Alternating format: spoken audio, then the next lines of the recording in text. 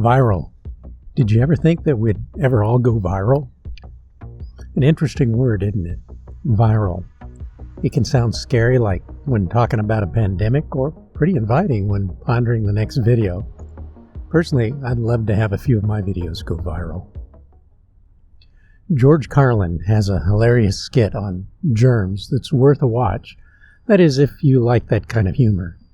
What's interesting is that my sister and I grew up in what was at the time a first world country, Venezuela, now devastated by years of opportunistic leaders. Diseases were quite scary then, but mainly because our understanding of them was limited. We were out at dawn exploring and home again at dark. There were high fences around the camp, and it was well patrolled, so there was only a small chance that jungle critters would get in. But we took risks we knew nothing about at the time, and if judged by today's standards, we would be glowing in the dark long after our deaths. We drank from garden hoses, followed the DDT spray trucks down the streets of the camp to play in the cool mist, played on playground equipment painted with lead-based paints. Moms would have measles and other disease parties just to get the infection over with. We ate food that fell to the floor if we could before our moms smacked it out of our hands. Snake oils were available from all kinds of unscrupulous vendors. We built forts and pitched dirt clods at each other and mocked battles. If you got sick or hurt something, say like a simple fracture, your local GP set it in his office, put on a rudimentary plaster cast, and you were sent home with a couple of aspirins. We moved to the States when I was about 10 and have been here since. Out of college, I became a first responder and have been trained in dealing with all kinds of scary-sounding infirmities.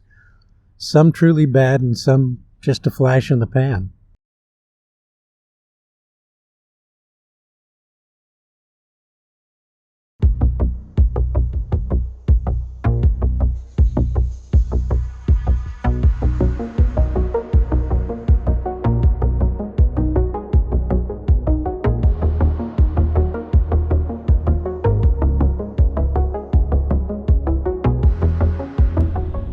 This time is different. Well, the response by the feds and the population is profound. Let me say that living out of the country for some time has given me a respect for any disease. I have seen firsthand what they can do to those ill-prepared. I've witnessed firsthand the lines of citizenry who have come miles, sometimes hundreds of miles, to get vaccine, while here, some seem kind of cavalier. How about this time? Well, we should always take these things seriously and help in every way to prevent the spread. Just use common sense. There is medication that we used to take as children to prevent the spread of disease by mosquitoes that seems to have remarkable mitigating effect and is cheap and readily available. Our medical community is responding with what a few years ago it is considered to be lightning speed to develop and produce a vaccine. Hoarding TP and paper towels isn't going to prevent a thing, and will most likely get you labeled something unflattering by those who know what you've done.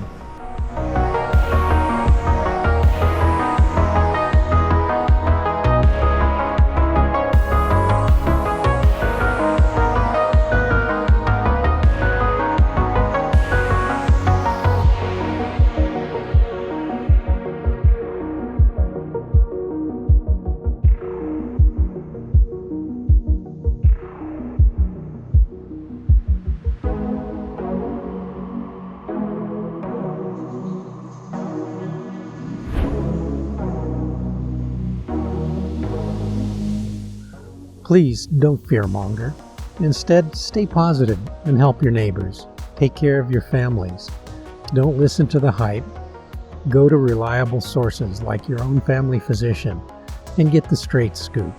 Other sources might include the CDC, DHHS, and your local fire and EMS information services. Most of all, if you're at risk, take extra precautions. But there is no need to go dress all steampunk just to go to your local Walmart.